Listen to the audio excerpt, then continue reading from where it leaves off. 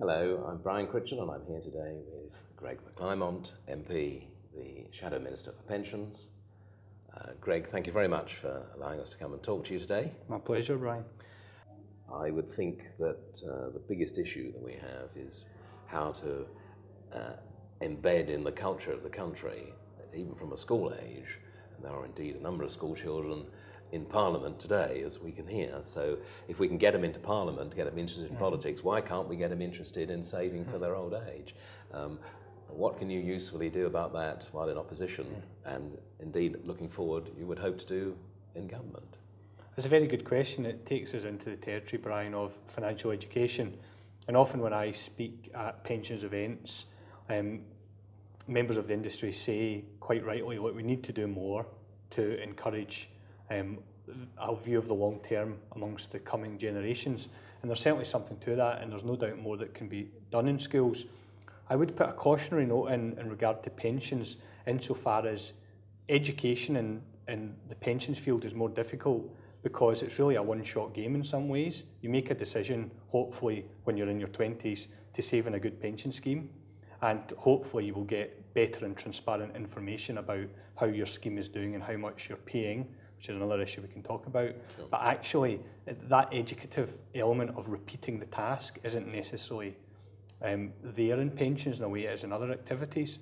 So I would put a cautionary note in about that being a panacea, financial education. I would add that I think also we need, more importantly perhaps in pensions, we need to make sure that rather than the demand side, the supply side is delivering, that the products on offer are of a high quality and the public recognise that they are of a high quality and that fees are low. But certainly financial education in a broader sense is something we have to pursue. Again, I guess the other cautionary note I would put in, having previously been a historian, is that culture is very difficult to change. And cultures, if they do change, they change over the long term. So that's a long-term policy goal. So in the short and medium term, I would say, let's get a system which is transparent, where those who wish to save in a pension know how much they're being charged and they can follow their investment in a simple fashion. And again, that's something which auto-enrolment, Nest, and I suspect now, and B&C will do very well, that it becomes more simpler to save in a pension and simpler to follow your investment and how well it's doing. Well, we are supposed to have had simplification of pensions once already. It's a very important point you make about delivering the right products. Regrettably, after a lifetime in pensions, I still don't think the vast majority of pension products do better than transfer wealth from the savers to the people providing them. That's not an original thought. I've actually seen that in the press, and I've listened to economists say just the same thing. So is that your view as well? Is that your view? It's my personal view, but is this a crusade that you could pick up? You talk about transparency. These are nice words, but to actually turn it into reality is going to be a crusade. Whatever we call it, I think it's very interesting to hear from your own long experience, Brian, that we must make sure that the pensions industry is delivering good products in a transparent fashion if we want to encourage long-term savings in pensions. I would add to that in pensions we have a situation in which there is not great trust in the industry. No. And now the industry, there's a danger that the industry beats itself up about that too much, in the sense that there's lots of institutions that the public have lost trust in. It's not just in financial services. But that being said, in pensions there is a particular problem.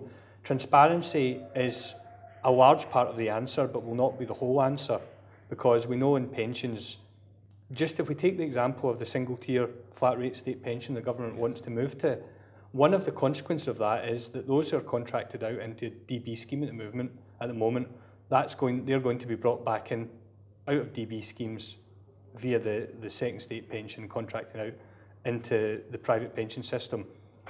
Into DC schemes in particular, there will be more people going into DC schemes. We know that generally, don't we, in terms of the way the market's moving. We have to make sure that these pension schemes are delivering. Now, that's about the industry. There's also architecture issues. You mentioned regulation. If we look back, we know that well-intended regulation to ensure that DB schemes were of excellent quality has, in different economic circumstances, contributed to the decline of DB. So we know that regulation does have unintended consequences often. We have to be careful about that. But I think it's fair to say that the pensions architecture generally, particularly in the private sector, has to be looked at very closely, particularly in that context that as a consequence of the single-tier state pension, more people are going to be encouraged to save in a private pension scheme.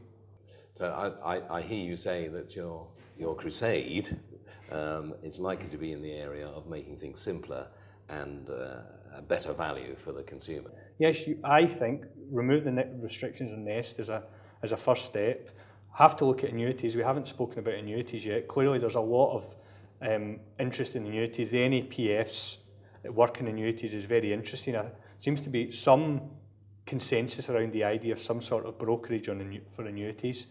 The QE conditions, the impact of QE, hopefully won't continue forever, but that's creating increasing pressure on the annuities market. I think a brokerage is an interesting idea. Mm-hmm. Transparency in costs and charges.